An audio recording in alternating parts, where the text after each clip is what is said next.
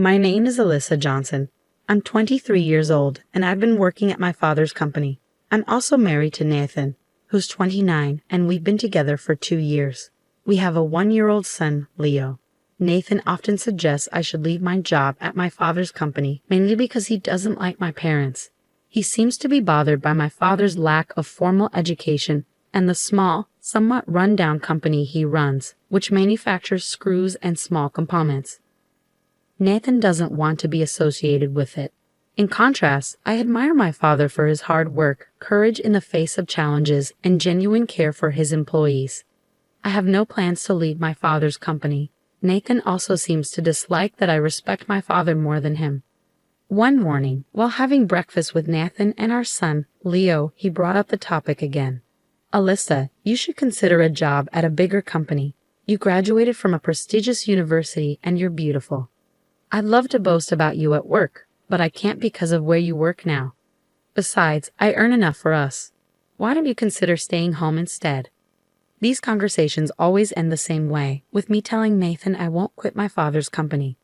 Typically, Nathan responds with remarks like, "You're the only one in the world who doesn't listen to me," or, "If you keep this up, it will be harder for us to stay together." Then he usually leaves the room. Later, he often does something petty to upset me and then gloats, asking if I'll listen to him now. Though divorce has crossed my mind, I can't bring myself to go through with it. Both our families get along well and love Leo dearly. My father and father-in-law are good friends and spend time golfing and fishing together. My mother and mother-in-law enjoy art exhibitions together. Both sets of parents have provided Leo with a loving environment that I wouldn't want to disrupt. My feelings for Nathan have faded, and I no longer enjoy sharing a bed with him. Since Leo was born, I've been sleeping in Leo's room with the door locked. Nathan used to barge in and argue about my job, scaring Leo with his loud voice. Now he stays away at night, but I keep the door locked just in case. This morning, as usual, Nathan harassed me for not quitting my father's company. Instead of coming home for dinner, he went out drinking with colleagues and sent me a photo of himself smiling with a female coworker. This doesn't bother me or make me feel insecure. He messaged me saying, "This is how I blow off steam because you won't listen to me. Quit your father's company now." I wanted to ignore his message, but for the sake of our families and Leo, I responded, "I just wanted you to come home and have dinner with us." His reply was dismissive. "Must have been tough, huh? I'm coming home now."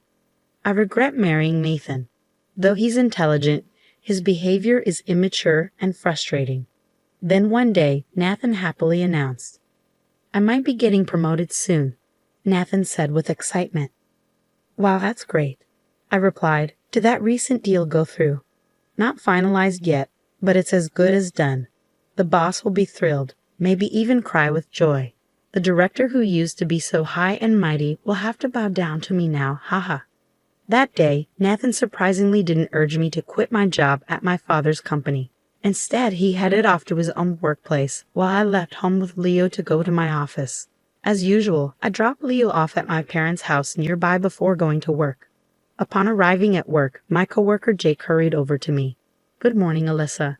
The boss seems unusually upset today. Did something happen? Everyone's worried about him."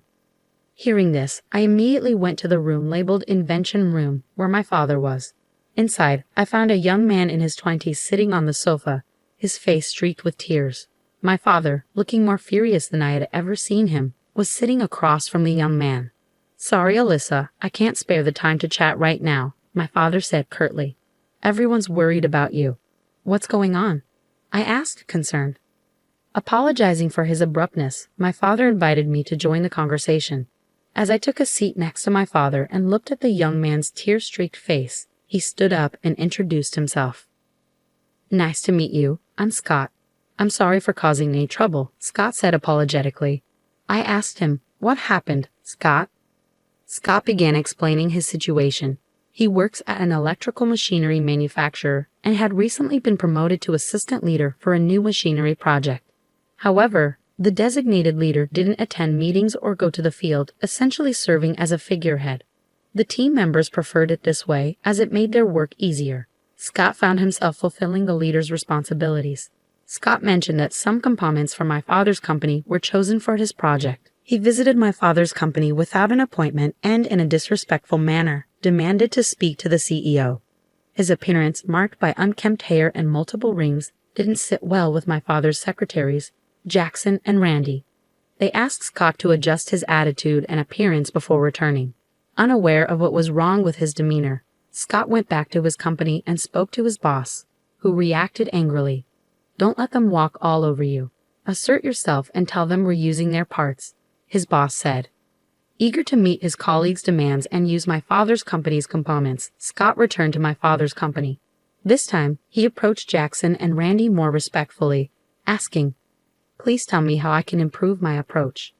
My father happened to overhear the conversation and invited Scott into the meeting room for a discussion. "We don't judge people by their appearances," my father began. "I believe they were trying to teach you workplace etiquette," my father explained.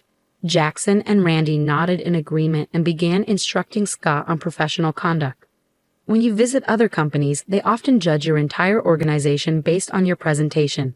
Which type of company do you think would be better received? One where people are well-dressed and courteous, or one that isn't?" they asked. Scott answered, "The former," and apologized, promising to start anew. After making an appointment, Scott returned with a more polished appearance, back straight, hair neatly styled, and no accessories. As we spoke with him, we saw his sincerity and dedication to his work, not just in terms of components, but also his willingness to collaborate and share ideas. This led to successful cooperation between young members of Scott's company and my father's. They frequently sought advice from us, and progress was made on a new prototype over 6 months. But just as the project neared completion, the leader of Scott's team took all the prepared presentation materials and promoted a favored young female employee, removing the assistant leader from his position. The team and collaborators strongly opposed this, but were silenced with threats of spreading rumors and making their work life difficult. Upon hearing this, my father was enraged. Jackson, who had been listening, commented, "Those rumors are just lies, right? You shouldn't be scared of them."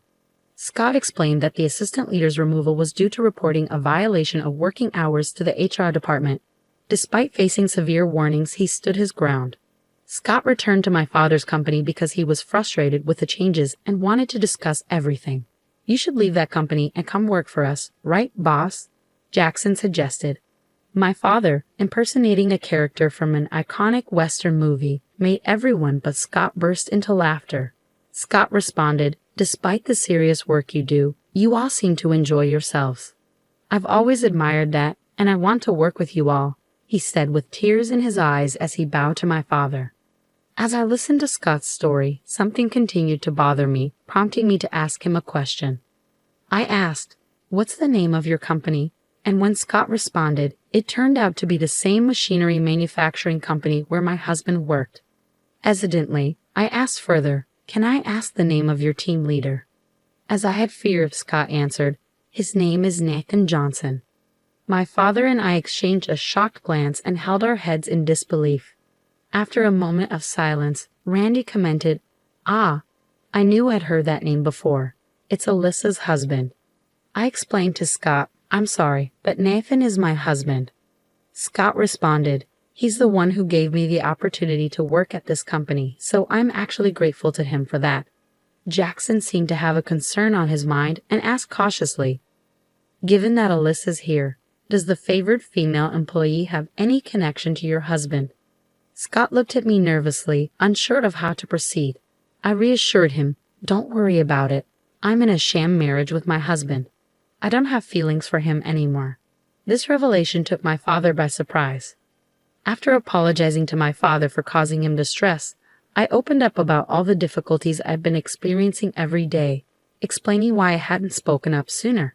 He listened and finally understood the situation. "No wonder my grandson Leo hasn't been very affectionate with me then," he said.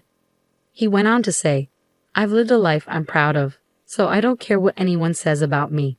But it must be tough for Alyssa to keep hearing negative things about her parents. Don't worry though, I'll maintain my relationship with their parents since they're family and friends. If you ever want to come home, you're always welcome." His words lifted a weight off my shoulders. Jackson then asked Scott, "And what about the relationship between your husband and the favored female employee?" Scott replied, "There are no concrete facts, just rumors circulating. but several employees have witnessed the two of them coming out of meeting rooms or document rooms together. A few have even seen them going out for lunch. At this point, Randy made a phone call. "Hey, I have a situation I'd like you to investigate. Can you come to the office right now?" He asked the person on the other end of the line. Once he hung up, he said, "I'm going to have a friend from a private investigation agency look into this." Jackson then picked up the phone and started dialing, saying, "Hello. I need a lawyer who specializes in divorce cases involving infidelity. Can you come to the office right now?" "Thanks," Jackson said into the phone. As Jackson and Randy made progress with their calls, my dad chuckled and said, "Your ability to take swift action is one of your greatest strengths."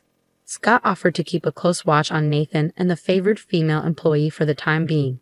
Everyone then returned to their respective work areas, and my father reassured the concerned employees by saying, "I'm sorry for causing you all worry, but it looks like we can find humor in the situation now. Thank you as always." The employees' smiles returned, and the usual lively atmosphere was restored in the workplace. My father approached me and asked, "May I discuss the recent events with your in-laws?" I responded, "I just want you to encourage them to continue visiting and showering Leo with affection as they always have." By early afternoon, the private detective and the lawyer arrived to discuss our future plans in the planning room. The meeting's contents were shared with everyone present, and it was decided that Jackson, who had returned to the company, would relay the meeting's details to me after work. When I went to pick up Leo from my parents' house, I explained the situation from my perspective, apologizing for not revealing my husband's true nature sooner. I felt guilty for trampling on my parents' beliefs that my marriage was happy. My mother, instead of being upset, seemed relieved. "Now we need to prepare a room for my daughter and grandson," she said, smiling. She remembered the disdainful look my husband had given my father's company when he first saw it and had suspected he wasn't a good man. "I wish you had told me sooner." The next day, Jackson received a call from Scott on his smartphone. Scott had submitted his resignation, explaining that he planned to spend his remaining time at the company on miscellaneous tasks and transitioning his responsibilities without taking any paid time off. The company accepted his resignation, but members of the project team visited the HR department to declare, "We've all violated the company's work rules like Mr. Scott, so please discipline us as well." With resignation letters in hand, the HR department was thrown into chaos. By the end of the regular workday, my husband had already left the office. A meeting was held in the large conference room, attended by the company president, department heads, and the remaining project team members, including Scott. It was revealed that my husband, the team leader, had not attended any meetings or been present at work, nor had he contributed to the project. Instead, he took credit for the work the team had completed, removed Scott from his role as assistant leader, and replaced him with a favored female employee. The company president expressed deep regret at the situation if the allegations were true. Scott suggested that no immediate action be taken until all evidence was gathered. Since the sister-in-law of one of the company's clients was conducting an investigation using a private detective, it was proposed that nothing be said to my husband without concrete evidence. The company agreed to wait for the evidence and then question my husband before deciding on disciplinary action. They asked the team members to hold off on submitting their resignations. Unaware of these serious developments, my husband, who usually returned home on time, came home around 9 p.m. after Leo had gone to bed. He began ranting about how ineffective everyone else was, boasting that he had been working overtime to ensure the project's success. He believed everyone was jealous because he was on the path to becoming a department head after the project's success. Knowing the truth, I couldn't help but chuckle at his delusions. In his good mood, I offered him a few compliments, which I didn't really mean. He seemed to relish imagining himself as the future department head, basking in the admiration and envy of others. My husband kept grinning, fueled by his fantasies. Meanwhile, at work, Scott's plan was set in motion. The team members began to shower my husband with continuous praise. "Mr. Department Head," they teased, "not quite yet, but the CEO seems very optimistic about the project." They flattered him with comments like, "How can we become as competent as you, Mr. Johnson?" My husband was overjoyed and caught up in his newfound popularity, becoming increasingly less guarded. Then, as planned, we managed to capture videos of his affair with a female employee using hidden cameras in the document and conference rooms. In just 5 days, the detective agency and Scott amassed substantial evidence of his infidelity. All that remained was to prove my husband hadn't created the project documents himself. This task was straightforward. Scott had saved the documents on a USB drive, which would clearly expose the truth if the company questioned him and my husband about their contents. Scott and other team members submitted all the evidence to the company. Unaware of any of this, my husband returned home in high spirits. He launched into his fantasies, saying, "I'm definitely going to be named department head." The CEO had a long conversation with the current head, and then the head looked at me. He must have told him, "I'd rather have Mr. Johnson's head in charge than any incompetent person." He continued his daydreams. "This will widen the gap between your father's company and mine even more. You should quit your job and become a full-time housewife. You'll be the wife of a department head," he said. I responded loudly, feigning anger. "Your parents would be furious if they knew you were mocking mine. You'd have their close friends. I take pride in my work and enjoy it. I'm not quitting." My husband snapped back, "Never invite your parents to our family events again. If you don't like it, get out. I'll have women lining up for me once I become department head." When I asked if he was certain, he retorted, "What do you mean? Don't contact me again." So I replied, "All right, I'll leave," and had him sign the divorce papers I prepared. The next morning, I watched him leave for work in silence. Then I called my father to help me move. As my father, his coworkers, and I loaded our belongings onto a truck, my in-laws arrived offering their assistance. "We came to help," they said, and we exchanged apologies. "Thank you for allowing us to be Leo's grandparents. Our fool of a son is disowned. We're counting on you now," Alyssa, they said, bowing their heads. I held their hands and bowed in return, expressing my gratitude. My father said, "Let's hurry and move everything so we can relax at home," to which my father-in-law agreed. "Let's do that," as they both continued to help with the move.